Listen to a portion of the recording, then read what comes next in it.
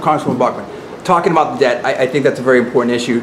Looking at what's going on in Europe with the crisis that they have over there with the euro and the debt, and also the failure of the Supercommittee here, do we need to change the incentives in Washington with like term limits on Congress, or is it a question of leadership, and how would you address that? Well, it's absolutely a question of leadership. That's why I'm running to be the next president of the United States, because someone has to do something. And you have to have the guts to do it. Of all of the candidates that are running in this race, I am the one who's demonstrated more guts to actually do what has to be done. And I demonstrated that last summer when we had the debt ceiling increase fight. That was the effort to give Congress the additional authority to keep borrowing and spending money that we don't have. And I stood up and I was a lone voice in the wilderness of Washington, D.C. last summer. And this is what I said.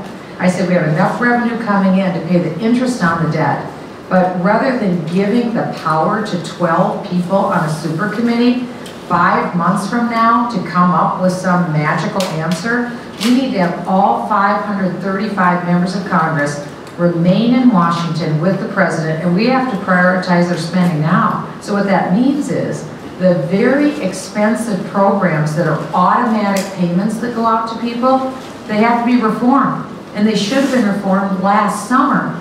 We're no better off than we were last summer as of today. In fact, we're in worse shape, and I'll tell you why.